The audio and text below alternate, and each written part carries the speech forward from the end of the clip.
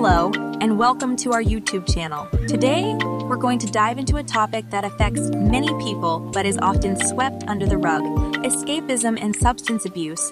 We'll explore the root causes of these harmful behaviors and how they're used as coping mechanisms. For some people, escapism and substance abuse become a vicious cycle. They use these methods to cope with stress, anxiety, or depression, but the temporary relief they provide is quickly replaced with new problems. Over time, the cycle becomes harder and harder to break, leading to further harm to their health, relationships, and overall well-being. But it's not all doom and gloom. There's a way out of the cycle. By understanding the root causes of escapism and substance abuse and learning healthier coping mechanisms, people can break the cycle and start on a path to a better life. If the day ends and you don't use drugs, that is a good day for you. At 25 years old, I am not going to live the rest of my life just not using drugs every day. I'm going to be somebody. If I had free time, I looked at my life, I just did a really good inventory of my life. Every time I had free time, I got in trouble. So I knew I had to, 1, eliminate the old bad friends. 2, I had to keep all free time busy. And I said, what are you good at, Grant? And I'm like, what are you good at? What are you really good at? And I'm like, I'm good at going all the way. Because even with the drugs, I was an all the way kind of guy, right? So I'm like, you need to use the addiction, right? I need to 10x everything. I looked at my life and everything from the age of 10, I had not liked. I didn't like school. I didn't like my teachers. I didn't like authorities, right? I didn't like me. I didn't like my house. I didn't like my mom.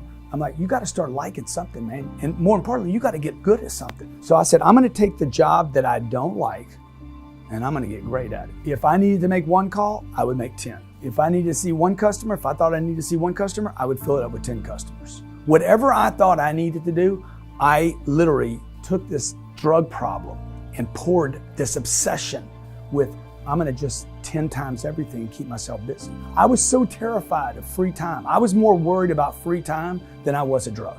I'm going to get great at one thing. Some therapist, some psychiatrist is going to say, oh, this dude's got ADD. I've already been told that, please. ADHD, been told that already. Bipolar, already been labeled that, okay? I've had every label that the psychs put in books, I've been labeled that, okay? Look, I never had any of those problems. I had potential that was being unused. So I wake up early, I get a workout in, and I get to the office. When I get to the office, a calendar's laid out, and I need to see every 30 minutes something filled in that calendar. I don't end up doing things that are destructive when I'm busy doing things that are constructive. The truth is, I was never a drug addict. I just had too much free time and made bad choices. This planet is filled with bad choices.